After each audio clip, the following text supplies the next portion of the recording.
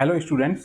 समाजशास्त्रीय विचारों की सीरीज को आगे बढ़ाते हुए आज आपके नए थिंकर हैं कार्ल मार्क्स। कार्ल मार्क्स के बारे में एक पूरा विवरण लेकर के आपको इस क्लास के माध्यम से आए हैं। कार्ल मार्क्स के थ्रू आपसे कुछ कंपटीशन में जो क्वेश्चन पूछे जाते हैं उनका विवरण यहाँ हम बताएंगे।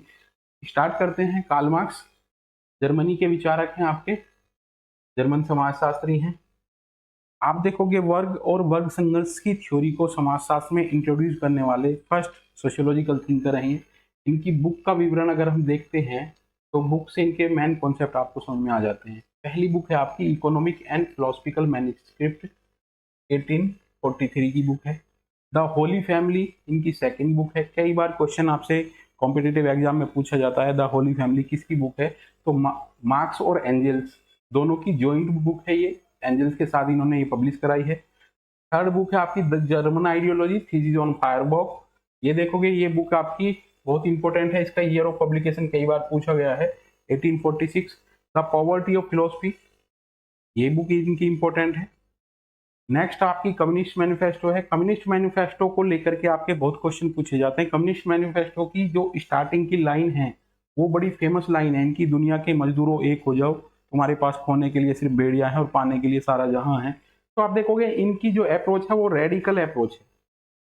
रेडिकल अप्रोच है। जब हम इनकी बायोग्राफी पे जाते हैं, जीवनी पे जाते हैं, तो जीवनी में पता चलता है कि ये अलग अलग देशों में रहे और वहाँ की देशों की सरकार ने इन्हें वहां से निर्वासित करने के लिए बाध्य किया, क्योंकि इनके जो आइडियाज थे ये आइडियाज बड़े रेडिकल थे और ये मजदूरों के लिए बगावती संदेश लेकर के जाते थे। इनका एक अखबार था राइने सेटुंग, उसके पब्लिकेशन के माध्यम से, उसके लेख के माध्यम से ये मजदूरों की जो आवाज है उसको एक क्रांति देने की बात करते थे। तो जिस देश में भी ये गए वहाँ की सरकार इनसे डरती थी। और आप देखोगे जब इनकी बायोग्राफी को हम पढ़ते हैं तो कई बार इन्हें वहाँ से निकलना पड़ा, कई देशों को इन्होंने छोड़ करके नेक्स्ट में शरण ली।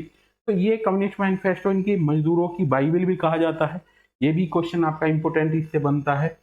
इसकी शुरू की कोटेशन कई बार क्वेश्चनों में पूछी जाती है। एक contribution the critic on political economy, ये भी इंपॉर्टेंट बुक है। दास कैपिटल ये इनकी महत्वपूर्ण बुक है। और एक क्रिटिक ऑफ ग्रोथा प्रोग्राम ये भी इनकी महत्वपूर्ण बुक है। आप देखोगे बुक के पॉइंट ऑफ व्यू में सबसे ज्यादा नेट में जो क्वेश्चन पूछे जाते हैं वो इमाइल दुर्कहाइम को लेकर के उनकी बुक को कई बार कालक्रम में लगाने के लिए पूछा गया है। होली फैमिली पे भी क्वेश्चन पूछे गए हैं, ईयर ऑफ पब्लिकेशन पे भी क्वेश्चन पूछे गए हैं। कंपटीशन के पॉइंट ऑफ व्यू से आप देखोगे तो ये बुक हमें याद होनी चाहिए। और अब नेट की जो परीक्षा है या अदर किसी भी कंपटीशन की अगर हम बात करें तो ईयर ऑफ पब्लिकेशन भी साथ साथ हमारा महत्वपूर्ण होता जाता है। ईयर ऑफ पब्लिकेशन भी हमें ध्यान रखना चाहिए। नेक्स्ट में चलते हैं बेटा,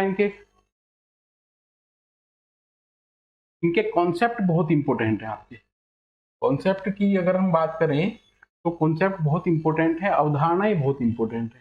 अवधारणा समझनी जरूरी है आपको। पहला है वर्ग संघर्ष का सिद्धांत, क्लास की बात की है। सबसे पहले बच्चों को ये क्लास का पता होना चाहिए। अगर आप देखोगे a class is that which occupy a fix place in process of production known as class. According to Karl Marx ये डेफिनेशन है आपकी, उत्पादन की प्रक्रिया में निश्चित स्थान रखने वाला समूह वर्ग कहलाता है। ये इंपॉर्टेंट है इनका। इन्होंने जो कॉन्फ्लिक्ट थ्योरी दी है, इन्होंने जब हिस्टोरिकल स्टडी की है, समाजों का एक वर्गीकरण दिया है, तो प्रिमिटिव सोसाइटी को छोड़ करके इन्होंने कहा है कि हर समाज में दो वर्ग होंगे, हैव्स और हैव्स नॉट। इनके बीच में संघर्ष होगा और एक नई सोसाइटी क्रिएट होगी। तो इसी जो अप्रोच को डायलेक्टिकल अप्रोच बोला गया है। तो ये एक इंपॉर्टेंट है। वर्ग और वर्ग संघर्ष की थ्योरी इनकी जो कार्ल मार्क्स को आइडेंटिफाई कराती है समाजशास्त्रीय क्षेत्र में। आप देखोगे ये एक ऐसे थिंकर हैं जो इकोनॉमिक्स, पॉलिटिकल, सोशियोलॉजी सभी में ही पढ़ाए जाते हैं, क्योंकि इनकी कुछ चीजें आप देखोगे इंटरडिसिप्लिनरी है। पॉलिटिकल अप्रोच भी इनकी है। तो ये इंपॉर्टेंट है आपका वर्ग संघर्ष का सिद्धांत। आगे चल के इसे थोड़ा डिस्क्रिप्शन देंगे। नेक्स्ट है उत्पादन की शक्तियां। कुछ इनकी टर्म्स हैं। जब इनका मेन फोकस जो आता है वो पूंजीवादी समाज को लेकर के आता है। पूंजीवादी समाज में क्या क्या कंपोनेंट से मिलकर के बना है, वहां पे आपके mode of production, process of production, relation of production, इनकी ये बात करते हैं। Force of production, relation of production, जब प्रोडक्शन हो रहा है उस प्रक्रिया के दौरान जो रिलेशन डेवलप होते हैं वो रिलेशन ऑफ प्रोडक्शन है। यहाँ पे फोर्स ऑफ प्रोडक्शन में टेक्नोलॉजी को इंक्लूड करते हैं। कई बार ये क्वेश्चन भी आपका पूछा जाता है। टेक्नोलॉजी को इंक्लूड करते हैं फोर्स ऑफ प्रोडक्शन के लिए। तो ये मोड ऑफ प्रोडक्शन, उत्पादन के तरीके क्या हैं? आप देखोगे कि अगर गांव में जाते हैं तो एग्रीकल्चर लैंड, वहाँ उत्पादन के तरीके हैं, वहाँ इंपॉर्टेंट है आपका एग्रीकल्चर लैंड। अगर आप इंडस्ट्रियल एरिया में आते हैं तो वहाँ फैक्ट्री आपकी इंपॉर्टेंट है। तो ये इस तरीके से ये टर्म इन्होंने यूज की है। नेक्स्ट इनकी टर्म है अलगाववाद। बहुत इंपॉर्टेंट टॉपिक है इनका अलगाववाद। एलिनेशन की बात करते हैं। जब इन्होंने बात की है, विशेष इनका जो फोकस है वो कैपिटलिस्ट सोसाइटी को लेकर के, वहां पे पूंजीपति और मजदूर दो वर्ग इन्होंने बताए हैं। मजदूर वर्ग को जब ये पता चलता है, कॉन्शियस उनके अंदर आती है कि उसका एक्सप्लॉयटेशन हो रहा है, तो उस प्रक्रिया के दौरान वो जो प्रोसेस ऑफ प्रोडक्शन है उसमें उसको अलगाव की भावना फील होने लगती है, उससे वो डिसअटैचमेंट हो जाता है। तो ये अलगाववाद की अवधारणा ये है, जब एक प्रक्रिया के दौरान मजदूर का जो शोषण हो रहा है और उसे कॉन्शियस आई कि उसको जो एक्चुअल इमेज मिलना चाहिए वो नहीं मिल रहा है, और उसका जो वास्तविक मूल्य है उसके लेबर का तो उसे नहीं मिल रहा है, तो देखोगे वो अलगाव का शिकार हो जाता है। और यहाँ से एक थ्योरी और डेवलप होती है, सरप्लस वैल्यू, अतिरिक्त मूल्य का सिद्धांत। कई बार ये क्वेश्चन पूछा गया है, अतिरिक्त, कई बार बच्चे कंफ्यूज हो जाते हैं। एक नेट के क्वेश्चन पेपर में पहली बार अतिरिक्त मूल्य का सिद्धांत पूछा, नेक्स्ट पॉइंट में ही उन्होंने चेंज कर दिया अधिशेष मूल्य का सिद्धांत। तो अधिशेष अतिरिक्त मूल्य एक ही है, सरप्लस वैल्यू भी यही है। सरप्लस वैल्यू ये है कि जिसमें कि मजदूर का वेज जो काट करके पूंजीपति अपने अकाउंट में रखता है। तो ये आप यहीं से ही ये डेवलप होता है। एलिनेशन, अलगाववाद वह स्थिति है जिसमें कि एक मजदूर उत्पादन की प्रक्रिया से अलग हटने का एक साइकोलॉजिकल प्रोसेस है उसका। तो यहाँ पे एक क्वेश्चन बनता है कि किस किस से अलगाव होता है? उत्पादन की प्रक्रिया से, उत्पाद से, स्वयं से, और आप देखोगे किससे नहीं होता है, तो यहाँ फैमिली से अलगाव नहीं होता है। मजदूर को इस प्रोसेस ऑफ प्रोडक्शन के दौरान फैमिली से अलगाव नहीं होता है। ये क्वेश्चन आपसे बहुत बार पूछा गया है। नेक्स्ट देखोगे डायलैक्टिकल मटेरियल, ये भी इनकी इंपॉर्टेंट है। आप देखोगे इन्होंने धुंध की बात की है, हीगल से बोरो किया है इन्होंने, और इनका एक स्टेटमेंट आता है कि मैंने हीगल को सर के बल खड़ा पाया और उसे मैंने सीधा किया है। तो आप देखोगे वहां से उनकी थ्योरी को इन्होंने जस्ट अपोजिट किया है, और वहां से ही इनकी थ्योरी आई है डायलैक्टिकल मटेरियलिज्म। नेक्स्ट है सामाजिक परिवर्तन एवं क्रांति, रिवोल्यूशन की बात की है इन्होंने।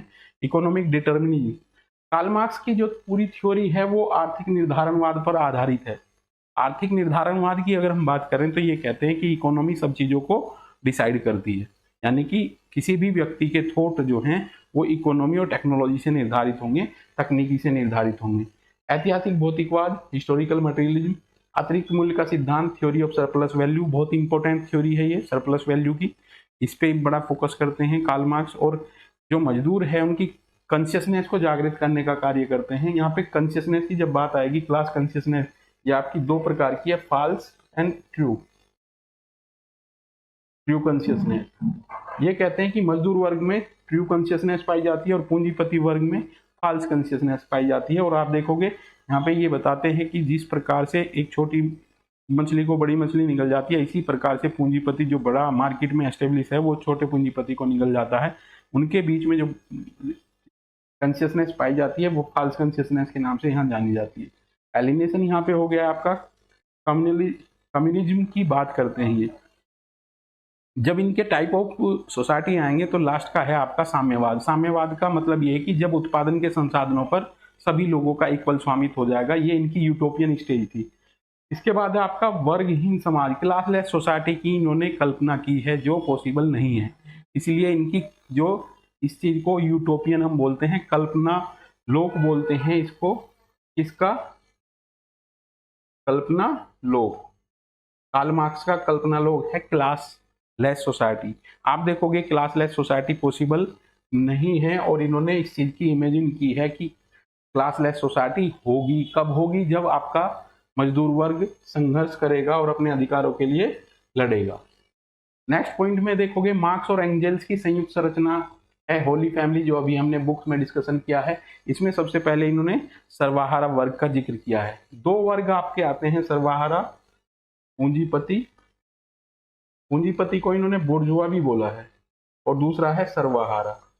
बच्चों को हम इस तरीके से बताते हैं, सर्वहारा का मतलब जो सब कुछ हार गया हो, ये मजदूर वर्ग है, ठीक है। इन दोनों के बीच में ये डायलेक्टिकल अप्रोच पूरे कार्ल मार्क्स की थ्योरी में घूमती हुई नजर आती है आपको। The term proletariat was first mention in the marks and angel joint work the Holi family. ठीक है, मार्क्स और एंजल्स की दूसरी संयुक्त रचना है, आपकी रचना है जर्मन आइडियोलॉजी, ये भी इनकी बुक है। मार्क्स की जब आप हिस्ट्री पढ़ते हैं तो मार्क्स के जो उद्योगपति मित्र थे ये एंजल्स, इनके साथ इनके काफ़ी काम हैं, और जो लगभग बहुत सारा काम इनका शेयर में है और साथ में पब्लिक हुआ है। 1847 में मार्क्स ने दर्शन शास्त्र की दरिद्रता द पॉवर्टी ऑफ फिलोसफी में पहली बार द्वंद्वात्मक और ऐतिहासिक भौतिकवाद के बुनियादी सूत्र पेश किए। ठीक है, 1947 में। नेक्स्ट है, इनकी एक इंपॉर्टेंट कोटेशन है, अभी तक के सभी समाजों का इतिहास वर्ग संघर्ष का इतिहास रहा है।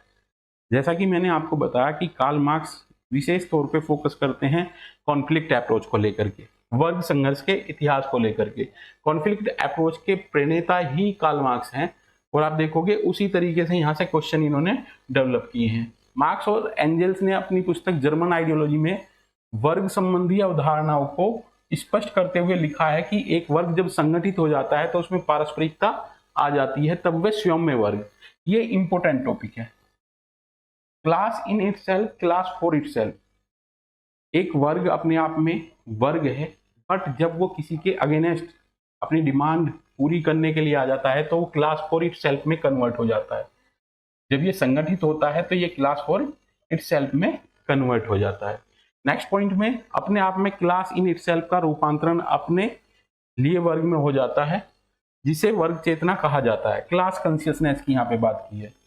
ठीक है, नेक्स्ट में आएंगे तो आप देखोगे अपने आप में वर्ग, वर्ग संघर्ष और सामाजिक परिवर्तन, class in itself, class for itself और क्लास स्ट्रगल की बात की है। ये क्या लेकर के आएगी? सामाजिक परिवर्तन लेके आएगी, और सामाजिक परिवर्तन व्यवस्था में परिवर्तन होगा। मार्क्स मानता है कि समाज स्वयं में अपने को वर्ग में विभाजित कर लेता है। ठीक है, यह विभाजन धनी, निर्धन, शोषक और शोषित, शासक और शासित वर्गों में होता है। यहाँ से आपका क्वेश्चन बनता है, यहाँ से ये जो टर्म यूज की गई हैं ये इंपोर्टेंट टर्म है।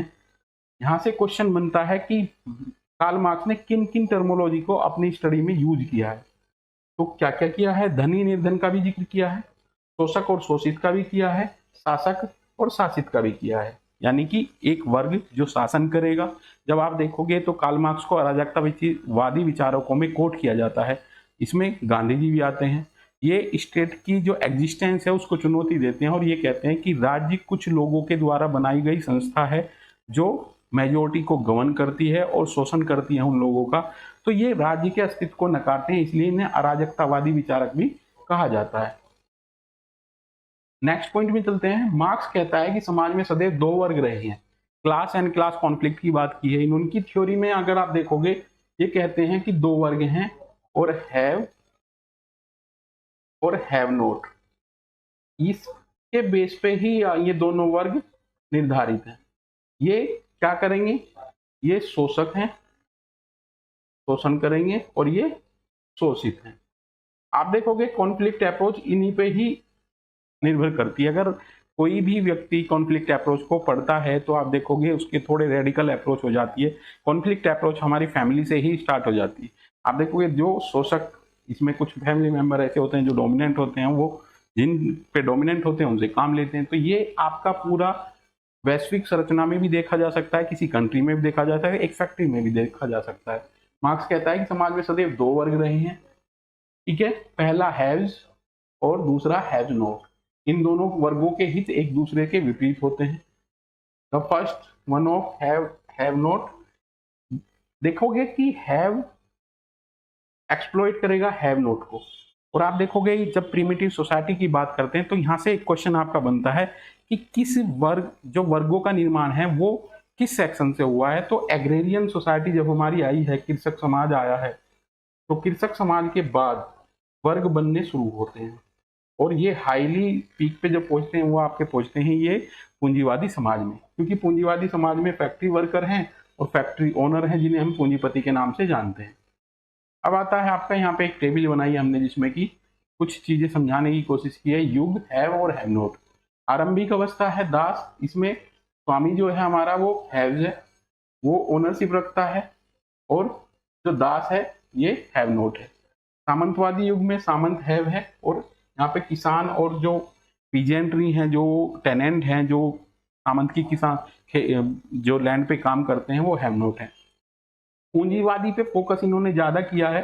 पूंजीवादी में श्रमिक हैव नोट है जिसका एक्सप्लॉयटेशन किया जाता है पूंजीपतियों के द्वारा, और यहीं पे ही इनका सबसे ज्यादा फोकस रहा है। और इन्होंने कहा है कि पूंजीपतियों को एक दिन मजदूर वर्ग उखाड़ फेंकेगा और इसके बाद एक सोसाइटी डेवलप होगी जो क्लासलेस सोसाइटी होगी।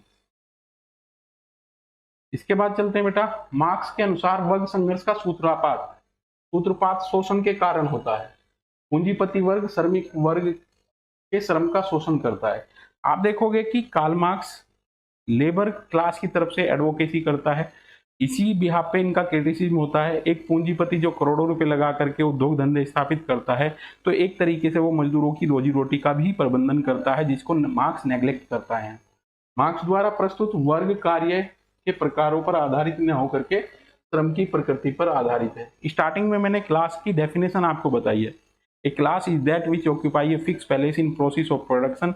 उत्पादन की प्रक्रिया में निश्चित स्थान रखने वाला समूह वर्ग कहलाता है। तो प्रोसेस ऑफ प्रोडक्शन को यहाँ कोट किया है, तो यहाँ पे इन्होंने ये कहा कि श्रम की प्रकृति पर निर्भर करता है। जैसे एग्रीकल्चर में अगर जाएंगे तो कृषक एक वर्ग में आ जाएगा इनके अकॉर्डिंग। सरप्लस वैल्यू की बात की है, अतिरिक्त मूल्य के सिद्धांत की बात की है। मार्क्स के अनुसार अतिरिक्त मूल्य वहां पैदा होता है जहां पूंजीपति मजदूरों के श्रम का वह भाग हड़प जाता है जिसके लिए उसे किसी प्रकार की मजदूरी देने का जरूरत नहीं पड़ती है। सरप्लस वैल्यू पूंजीपति के द्वारा वो व्यवस्था क्रिएट की गई है जिसमें कि जो वास्तविक लेबर करता है मजदूर, उसका वो पेमेंट नहीं करता है और उसका कुछ बचा हुआ भाग जो है वो मजदूरों की पूंजी में चला जाता है। इसी को ही सरप्लस वैल्यू बोला है। ठीक है, नेक्स्ट चलते हैं बेटा। टॉपिक है पैटी बुर्जुआ। यह मार्क्स की अवधारणा है। आप देखोगे वेबर भी इसे अपने स्ट्रेटाफिकेशन वाले उसमें यूज करता है। पैटी बुर्जुआ यह मार्क्स की अवधारणा है। वह छोटे पूंजीपति जो न तो किसी का श्रमिक होता है और न ही वह अपने यहाँ श्रम नियोजित करता है, स्वतंत्र उद्यमी होता है, जैसे दुकानदार, ठेले वाले और स्वयं अपनी रेहड़ी लगाने वाले। ये आपका पैटी बुर्जुआ है। बुर्जुआ और सर्वाहारा दोनों के बीच का ये क्लास है जिसको पैटी बुर्जुआ के नाम से इन्होंने बताया है। एक प्रोसेस बताया इन्होंने, पॉपुलराइजेशन, रद्दीकरण। आप देखोगे इन्होंने दो क्लास बताई है, हैव और हैव नोट। इनके बीच में जो एक प्रोसेस होता है कि जो मध्यम वर्ग है ये गरीबी की तरफ जाता है, इस चीज को इन्होंने दरिद्रीकरण या पॉपुलराइजेशन बोला है। सर्वहारा की निर्धनता बढ़ती है और दूसरी ओर मजदूर की श्रम शक्ति के शोषण में वृद्धि होती जाती है। तो ये इनकी एक प्रोसेस है। एक वर्ड और इन्होंने दिया है लंपट सर्वहारा। कई बार वो भी क्वेश्चन आपसे पूछा गया है परीक्षाओं में। लंपट सर्वहारा में जो भिक्षु हैं सड़क के किनारे, जो इनकी इकोनॉमिक कंडीशन बिल्कुल ही पतित है, उनके लिए लंपट सर्वहारा वर्ड इन्होंने यूज किया है। इसके बाद है एलिनेशन। एलिनेशन जैसा कि मैंने इंपॉर्टेंट कॉन्सेप्ट में बताया, एलिनेशन के होने का एक कारण है जबकि क्लास जो मजदूर है उसको एक कॉन्शियस आती है कि जो उसका वास्तविक लेबर है वो पूंजीपति के द्वारा नहीं दिया गया है, तब ये अलगाव की बात भावना उनके अंदर आती है। अलगाव एक शाब्दिक अर्थ है स्वयं से अलग हो जाना। हीगल के अनुसार ईश्वर से विरक्ति है। हीगल को यहां हमें कोट नहीं करना है, अकॉर्डिंग टू मार्क्स देखना है। मानव ईश्वर के इतर पदार्थों में लगा रहता है, उसका मस्तिष्क स्थिर नहीं होता है और इससे अलगाव की भावना आ जाती है। अकॉर्डिंग टू कार्ल मार्क्स अलगाव की भावना जो आएगी उसमें क्लास कॉन्शियसनेस के थ्रू आएगी, जब क्लास कॉन्शियसनेस उसके अंदर जागृत हो जाएगी और उसकी सरप्लस वैल्यू के बारे में उसको पता चलेगा कि सरप्लस वैल्यू उसकी पूंजीपति के पास जा रही है, तब उसका अलगाव की प्रक्रिया जन्म लेगी। और उसे किस किस चीज से अलगाव होगा? जो प्रोडक्ट वो उत्पादन कर रहा है फैक्ट्री में, उससे भी उसको अलगाव होगा। और यहाँ से मैंने आपको बताया कि किस तरीके का क्वेश्चन आपकी नेट की परीक्षा में पूछा गया है। किस किस से अलगाव होता है, किससे नहीं होता? फैमिली से नहीं होता है, बाकी के पूरे प्रोसीजर से, साथियों से, उत्पादन से, प्रक्रिया से और मालिक से, सभी से आपका अलगाव मजदूर का होता है। मनोवैज्ञानिकों द्वारा तंत्रिका तंत्र में गड़बड़ी के कारण अलगाव होता है, इसे हमें यहाँ कोट नहीं करना है, हमें कार्ल मार्क्स के अकॉर्डिंग ही ये चीजें पढ़नी है। नेक्स्ट देखोगे, पूंजीवादी व्यवस्था में मशीनीकरण तथा तकनीकीकरण की वृद्धि के कारण बढ़ते शोषण तथा दरिद्रीकरण से मजदूर को अपने कार्यों में मनोवैज्ञानिक संतुष्टि नहीं मिलती है। घोर मानसिक असंतोष, इस दशा को मार्क्स ने अलगाव या विमुखता कहा है। अलगाव को यहाँ पे बड़े अच्छे तरीके से एक्सप्लेन किया गया है मार्क्स के द्वारा। नेक्स्ट पॉइंट आपका, मार्क्स ने अलगाव के 4 महत्वपूर्ण संस्करणों को चिन्हित किया है। कौन कौन से हैं? उत्पादन की प्रक्रिया और प्रणाली से, जो मैंने आपको बताया कि क्वेश्चन यहीं से ही आपका डेवलप होता है। किन किन से अलगाव होता है? उत्पादन की प्रक्रिया और प्रणाली से, उत्पादन से, शोषण के कारण, मालिक से और अपने आप से। ठीक है, यहाँ पे नेट की परीक्षा में एक क्वेश्चन पूछा गया था, तो किससे नहीं होता है? अपनी फैमिली से। फैमिली से अलगाव नहीं होता है। उत्पादन की प्रक्रिया में जो भी कंपोनेंट और आते हैं उन सब से अलगाव यहाँ पे दिखाया गया है। नेक्स्ट चलते हैं बेटा। कार्ल मार्क्स औद्योगिक समाजों में अलगाव को सामाजिक निराशा और पूंजीवादी शोषण का एक अमानवीय परिणाम मानते हैं। अलगाव को ज्यादा फोकस किया है यहाँ पे। मैक्स वेबर एक सामाजिक विशेषता के रूप में देखते हैं जो वस्तुतः शोषण की अपेक्षा समाज में बढ़ती हुई तार्किकता का परिणाम है। आप देखोगे एक भक्तिवादी जो चीजें आती हैं सोसाइटी में, जब वो मजदूर वर्ग होता है वो अपने मालिक के प्रति डिवोटेड होता है तो उसमें अलगाव नहीं आएगा। यहाँ वेबर कहता है कि जो सोसाइटी में रेशनलिटी बढ़ रही है उसके कारण अलगाव की भावना तेजी से होती है और ये वास्तव में इम्प्लीमेंटेबल है सोसाइटी में। इसके बाद है आपका सर्वहाराकरण। मार्क्स की अवधारणा है, सभी कॉन्सेप्ट मार्क्स के ही चल रहे हैं। मार्क्स की अवधारणा जिसके अनुसार अधिक गरीब बनने की प्रक्रिया अर्थात पूंजीपति की तुलना में लगातार गरीब होते जाने की प्रक्रिया के माध्यम से मध्यम वर्ग निम्न वर्ग की लक्षण आने लगते हैं। यह प्रक्रिया आपकी सर्वहाराकरण कहलाती है। अभी पॉपुलराइजेशन पीछे था, उसी की सेम लैंग्वेज ये हमने जिक्र किया है यहाँ पे। नेक्स्ट है इनका, दो इन्होंने स्ट्रक्चर की बात की है, अधिसंरचना और अधोसंरचना। अधिसंरचना सुपर स्ट्रक्चर। सुपर स्ट्रक्चर में क्या दिया है? मार्क्स के अनुसार इसके अंतर्गत चेतना को सम्मिलित किया जाता है। चेतना के अंतर्गत मार्क्स धर्म, कानून, संस्कृति, शिक्षा, परिवार, विवाह, नातेदारी आदि को रखते हैं। सुपर स्ट्रक्चर के ये पार्ट हैं। सुपर स्ट्रक्चर सब स्ट्रक्चर को गवर्न करती है। आप देखोगे जिस प्रकार से मोड ऑफ प्रोडक्शन होंगे व्यक्ति की कॉन्शियसनेस उसी तरीके से निर्धारित हो जाएगी इसके अकॉर्डिंग। तो क्वेश्चन किस प्रकार का बनता है कि अकॉर्डिंग टू कार्ल मार्क्स वैश्विक स्तर पर संरचना के कितने भागों में बांटा है? तो 2 भागों में बांटा है, सुपर स्ट्रक्चर और सब स्ट्रक्चर। सब स्ट्रक्चर दिया है मार्क्स ने। अधोसंरचना के अंतर्गत अर्थव्यवस्था, उत्पादन प्रणाली के साधन और उत्पादन शक्ति संबंध, इन सबको इन्होंने सब स्ट्रक्चर में लिया है। मार्क्स के अनुसार उत्पादन शक्ति और उत्पादन संबंधों का संपूर्ण योग ही समाज की आर्थिक संरचना का निर्माण होता है। आप देखोगे कार्ल मार्क्स की पूरी थ्योरी आपकी इकोनॉमिक डिटर्मिनिज्म पे आधारित है। ये पूरा जब इनका क्रिटिसिज्म करते हैं और विचारक तो वो यही करते हैं कि इनका जो पूरा थ्योरी है, इन्होंने ये कहा है कि इकोनॉमी ही सब कुछ निर्धारित करती है, वह गलत है, क्योंकि और भी बहुत सी चीजें सोसाइटी में ऐसी हैं जो सोसाइटी के परिवर्तनों के लिए, सोसाइटी की मनोदशा के लिए जिम्मेदार हैं। उत्पादन के तरीकों के आधार पर मार्क्स ने इतिहास के 5 युगों में विभक्त किया है। ये इनका क्लासिफिकेशन ऑफ सोसाइटी है। प्रिमिटिव सोसाइटी की बात की है, दास स्वामित्व अवस्था की बात की है, सामंतवादी अवस्था की बात की है, पूंजीवादी अवस्था की बात की है और समाजवादी अवस्था की बात की है। अब जब हम इन 5 वर्गों का अध्ययन करते हैं तो पहली भी क्लासलेस सोसाइटी है, इसमें भी क्लास नहीं है, और लास्ट भी क्लासलेस सोसाइटी है। तो ये दोनों आपकी क्लासलेस सोसाइटी है। इसकी ये यूटोपियन स्टेज है जिसमें कि ये कल्पना करते हैं कि जो मोड ऑफ प्रोडक्शन है उस पर इक्वल स्वामित्व होगा सभी लोगों का। नेक्स्ट, इनके महत्वपूर्ण कथन आपके आते हैं, इंपोर्टेंट स्टेटमेंट। ये बहुत सी परीक्षाओं में आपसे पूछे जाते हैं। व्यक्ति वर्ग की उपज है अकॉर्डिंग टू कार्ल मार्क्स। आप देखोगे धर्म हृदयहीन का हृदय है। आप देखोगे धर्म को इन्होंने अफीम भी बताया है। आप देखोगे कि कार्ल मार्क्स रिलीजन का अपोज करते हैं और ये कहते हैं कि रिलीजन के आने से उसकी तार्किक क्षमता कम हो जाती है। तो इन्होंने धर्म को क्रिटिसाइज किया। धर्म पीड़ित लोगों की एक दुर्दिल दुनिया की भावना, आत्म स्थितियों के आत्मा है। यह जनसाधारण की अफीम है। ये कोटेशन आपकी बहुत इंपॉर्टेंट है और बहुत से एग्जाम में ये पूछा गया है कि धर्म को अफीम किसने माना है, तो कार्ल मार्क्स ने माना है। मानव अपना इतिहास स्वयं बनाता है, ये भी मार्क्स का है। आगे चलेंगे तो और इम्पोर्टेंट कोटेशन इनकी हैं, जो बहुत अच्छी कोटेशन है एग्जाम के पॉइंट ऑफ व्यू से। कामगार वर्ग को सर्वहारा वर्ग के नाम से संबोधित करने वाला मार्क्स है। कामगार वर्ग सर्वहारा, मजदूर को सर्वहारा को बताया जो सब कुछ हार गया हो, इस तरीके से आपको याद रखना है। बुर्जुआ मतलब पूंजीपति। सामाजिक परिवर्तन में वर्ग संघर्ष की भूमिका को महत्वपूर्ण मानते हैं। इन्होंने कहा कि सोशल चेंज के लिए क्लास कॉन्फ्लिक्ट होना जरूरी है। जो दो क्लास सोसाइटी में एग्जिस्ट होती हैं, हैव और हैव नॉट, इनके बीच में कॉन्फ्लिक्ट होगा और नई संरचना बिल्डअप होगी थ्रू द सोशल चेंज। उत्पादन के साधन व्यक्ति की संस्कृति को पूर्ण रूप से निर्धारित करते हैं, कार्ल मार्क्स।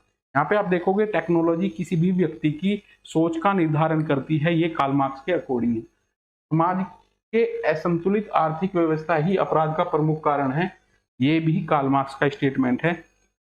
अगर इस स्टेटमेंट का कंपैरिजन आप इमाइल दुर्खाइम से करते हैं तो इमाइल दुर्खाइम ये कॉन्सेप्ट बोलता है कि जो अपराध है वो हर एक समाज की सामान्य घटना है और सभी समाजों में अपराध पाया जाता है। बट आप देखना कि अगर क्राइम रेट सडनली रेज हो जाते हैं तो वो एक पैथोलॉजिकल इवेंट्स में आ जाएंगी चीजें। सामाजिक परिवर्तन के रेखीय सिद्धांत को आर्थिक कारक की आर्थिक निर्धारणवादी सिद्धांत कहते हैं। आप देखोगे यहाँ पे रेखीय सिद्धांत को ये फॉलो करते हैं। जब अगस्त कॉम्ट की बात आती है तो अगस्त कॉम्ट यूनिलाइनर थ्योरी को फॉलो करते हैं सोशल चेंज के लिए। इसी तरीके से कार्ल मार्क्स की भी थ्योरी आपकी रेखीय सिद्धांत पर फोकस करती है। नेक्स्ट पॉइंट है आपका, अस्तित्व से चेतना का निर्धारण होता है और चेतना से अस्तित्व का निर्धारण नहीं होता है। अस्तित्व से चेतना का निर्धारण होता है।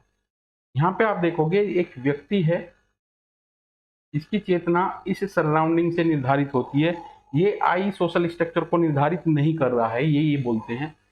मस्तिष्क शरीर की उपज है, न कि शरीर मस्तिष्क की उपज है। नेक्स्ट है, पूंजीवादी व्यवस्था का केंद्रीय सिद्धांत बाजार अर्थव्यवस्था है। बाजार अर्थव्यवस्था है। परिवार पूंजीवादी समाज का अवलंबन है अकॉर्डिंग टू कार्ल मार्क्स। ये पॉइंट भी आपका कई बार परीक्षा में पूछा गया है। परिवार पूंजीवादी समाज के अवलंबन है, मार्क्स बोलता है इस चीज को। नेक्स्ट चलते हैं बेटा, ये इंपॉर्टेंट पॉइंट आपके बार बार प्रीवियस ईयर में रिपीटेड हैं। अगर कार्ल मार्क्स की थ्योरी आपकी समझ में आई है तो ये क्वेश्चन भी आप आराम से कर लोगे। अराजकतावादी विचारक हैं, क्लास एंड क्लास कॉन्फ्लिक्ट की थ्योरी दी है इन्होंने। इन सब चीजों को ध्यान में रखते हुए ये ही पॉइंट्स आपके बने हैं और ये इंपॉर्टेंट पॉइंट है आने वाली परीक्षा के पॉइंट ऑफ व्यू से। सामाजिक गतिशीलता की उच्च दर वर्ग एकता को कमजोर बनाएगी, इंपॉर्टेंट है। वर्ग एकता, आप देखोगे ये सॉलिडेरिटी की बात की थी हमने, इससे पहली क्लास इमाइल दुर्खाइम की थी, उसमें दो प्रकार की सॉलिडेरिटी बताई थी, मैकेनिकल और ऑर्गेनिक। ऑर्गेनिक सॉलिडेरिटी जब जो जटिल समाज है उनमें पाई जाती है। ये कॉन्सेप्ट उसी से इफेक्ट है और प्रभावित है। भारत का एक लंबा अतीत रहा है लेकिन इसका इतिहास नहीं है, कार्ल मार्क्स। आप देखोगे बी रिस्टेड की एक कोटेशन है कि समाजशास्त्र का इतिहास छोटा है और अतीत लंबा है, तो ये उससे रिलेटेड है। बी रिस्टेड को यहाँ पे याद रखना बेटा, ये आपकी कोटेशन पीजीटी वाले एग्जाम में बहुत आती है और जो ये छोटे छोटे कॉन्सेप्ट हैं ये पीजीटी वाले में कई क्वेश्चन इनसे मिल जाते हैं आपको। भारत ब्रिटिश राज अचेतन का शिकार हो गया है, मार्क्स। चेतना की बात की है इन्होंने, कॉन्शियस की बात की है। कॉन्शियस आएगी तो रिवॉल्यूशन होगी, रिवॉल्यूशन होगी तो सोशल चेंज होगा, सोशल चेंज होगा तो शासन भी उसी तरीके से बदल जाएगा। हीगल के द्वंद्ववाद को सिर के बल खड़ा था। द्वंद्ववाद भौतिकवाद में मैंने उसे पैरों के बल खड़ा कर दिया। ये कार्ल मार्क्स के इंपोर्टेंट कोट हैं जो कई बार कॉम्पिटिटिव एग्जाम में पूछे गए हैं। हीगल से इन्होंने थ्योरी बोरो की है और हीगल की जस्ट अपोजिट इन्होंने ये थ्योरी दी है। उनका जो हीगल का काम था वो साइकोलॉजिकल था, दार्शनिक था और इन्होंने उसे मटेरियल गुड से लेकर के रिलेटेड किया है। सभी इतिहास में उत्पादन पद्धतियों में आने वाले परिवर्तन, सभी इतिहास में उत्पादन पद्धतियों में आने वाले परिवर्तन हैं। इन्होंने जो चेंज को जोड़ा है वो उत्पादन प्रक्रिया में चेंज को जोड़ा है और इन्होंने कहा है कि टेक्नोलॉजी एक इंपॉर्टेंट रोल प्ले करती है लोगों के थॉट निर्धारित करने के लिए। जब उत्पादन की पद्धतियां बदलती हैं तब तब उत्पादन में संबंध भी बदलते हैं। जिस प्रकार में उत्पादन की पद्धतियां बदलेंगी उस प्रकार से संबंध भी बदल जाएंगे। जैसे सामंतवादी स्टेज में जाओगे तो वहाँ सामंत है और जो उनके टेनेंट हैं, जो कृषक श्रमिक हैं वो हैं, उनके बीच में क्या रिलेशन है। नेक्स्ट स्टेज में आप जाओगे तो पूंजीपति हैं वहाँ पे और उनके मजदूर हैं, तो उनके रिलेशन उसी तरीके से बदलेंगे। वर्ग चेतना और वर्ग संगठन में ऐसे दो खंभे हैं जिन पर वर्ग का ढांचा खड़ा हुआ है, ये भी इनकी इंपॉर्टेंट है। वर्ग संघर्ष, क्लास कॉन्फ्लिक्ट, वैर भावपूर्ण संरचनाओं से सामाजिक विकास की प्रेरक शक्ति है कार्ल मार्क्स। ये आपका जो नेक्स्ट कोट है ये बहुत इंपॉर्टेंट है और ज्यादातर ये कॉम्पिटिटिव एग्जाम में रिपीटेड क्वेश्चन है। क्रांतियां इतिहास का इंजन है, और इससे जस्ट नेक्स्ट जो है ये दोनों ही इंपॉर्टेंट है। क्रांतियां इतिहास की वाहक होती हैं, दोनों इंपॉर्टेंट कोट हैं और कार्ल मार्क्स के द्वारा ये दिए गए हैं, और ये देखोगे एग्जाम के पॉइंट ऑफ व्यू से बहुत अच्छे क्वेश्चन हैं। अब अगर आप देखोगे ये पूरी क्लास आपकी एग्जाम के पॉइंट ऑफ व्यू से अच्छी है, और कार्ल मार्क्स एक ऐसे विचारक हैं जो सोशियोलॉजी, पॉल साइंस और इकोनॉमिक्स में पढ़ाए जाते हैं। महत्वपूर्ण ये है कि हर कॉम्पिटिटिव एग्जाम में इमाइल दुर्कहाइम, मैक्स वेबर और कार्ल मार्क्स से क्वेश्चन बनते हैं, और उसी हिसाब से ये नोट्स आपके लिए यहाँ पे बनाए गए थे। और ये क्लास आपकी कितनी बेनिफिशियल है ये तो आने वाले समय में पता चलेगा, बट कॉन्सेप्ट कार्ल मार्क्स के आपके इसके थ्रू क्लियर हो जाते हैं, सभी थ्योरी क्लियर हो जाती हैं। कोई अगर आपका क्वेश्चन है तो वो ये जो मटेरियल है आपका, इसमें आपको वो क्वेश्चन मिल जाएगा। नेक्स्ट क्लास में आपके कार्ल मार्क्स से रिलेटेड जितने भी क्वेश्चन हैं हमारे यहाँ बनते हैं, जितने प्रीवियस ईयर में आपके पूछे गए हैं उनका डिस्कशन किया जाएगा। नेक्स्ट क्लास में मिलते हैं बेटा, थैंक यू।